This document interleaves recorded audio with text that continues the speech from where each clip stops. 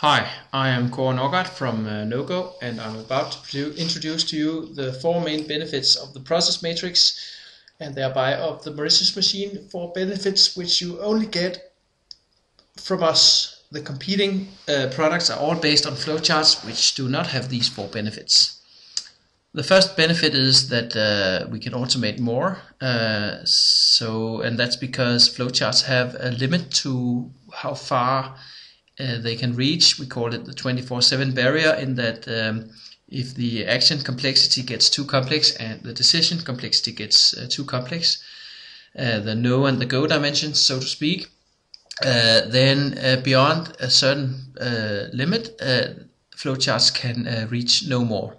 And many end-to-end processes are beyond those limits, and that's why in these cases there's only the process matrix and custom coding available to be used if you want to automate them. Second is that rules rule, in that we go straight from the rules to execution and can skip the expensive instruction coding step, because quite a lot gets generated directly from the rules, which I'll show in a moment. Third is that we don't introduce unnecessary bottlenecks, and that is shown in a different video, so I will not go into a lot of detail, but shortly say that it's due to the fact that in the flowchart those arrows which are meant to show the business logic end up also meaning that you cannot execute the activity after the arrow before you have finished the activity before the arrow, and that creates a lot of bottlenecks which are not required to be there from the business logic but will be there in the IT system.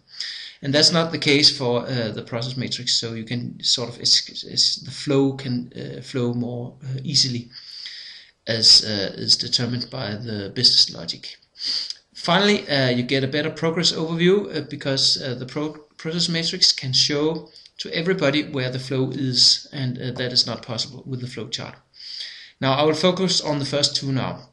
First, the fact that there's a 24/7 barrier to flowcharts, and thereby the fact that you can automate more if you use the process matrix. If you subdivide all process problems or process issues into the problem complexity dimension and the solution complexity dimension, you get this 2x2 grid.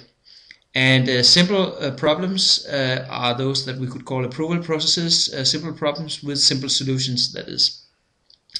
Whereas complex problems with simple solutions are over here, we call them diagnosis.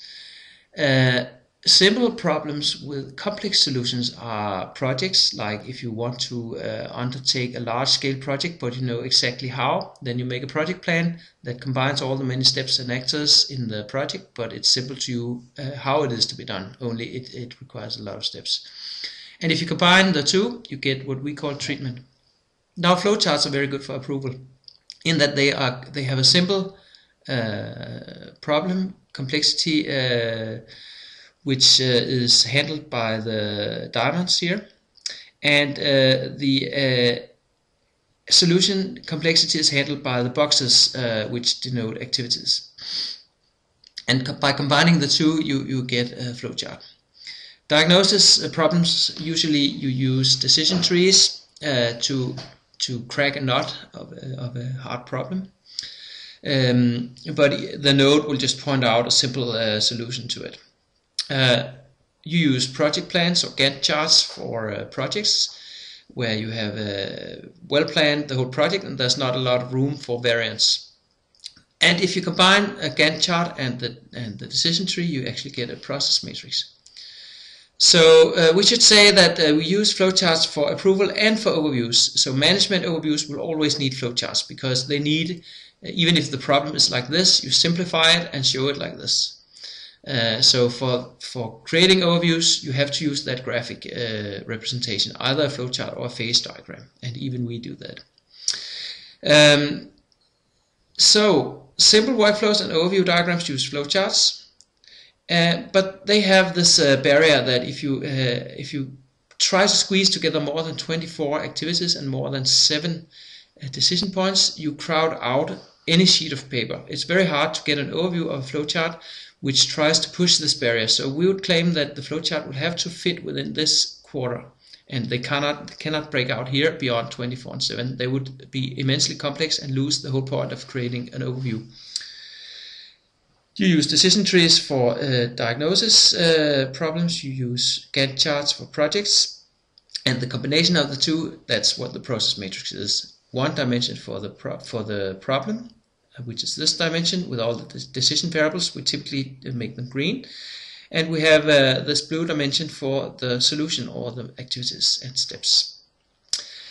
And to illustrate the issue, if you have solutions like a building permit, which is this one, you can see that it has actually it has 7 phases, and there's a lot of activities within each phase. And if you had tried to fit this in a flowchart, you would it would be completely impossible to put all this in one sheet of paper. And the way these many activities interact with their decisions is so complex that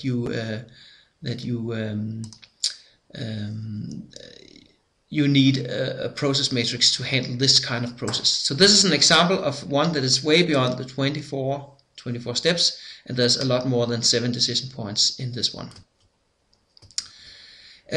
So that's why you have process matrices and the ability to reach more and automate more. Secondly, we have the fact that rules rule, in the process matrix you specify the rules, and once you've done that, you can skip the expensive instructions step. This would be the topic in more detail of another video. Where we will look more into detail about real-life examples of problems like this Basel III thing. But for now, I'll just thank you for your attention and hope that you appreciate the fact that a flowchart will be limited by a 24/7 barrier, and thereby this limit applies to all competitors, because all competitors base their execution engines on the flowchart. So with the process matrix, you'll be able to handle what we would think is where most end-to-end processes really are, and they have more than 24 activities and more than 7 decisions to be made. So I hope that you feel like maybe seeing more of these videos, and maybe take the next benefit and the explanation of why we can go directly from the rules. Thank you for your attention so far.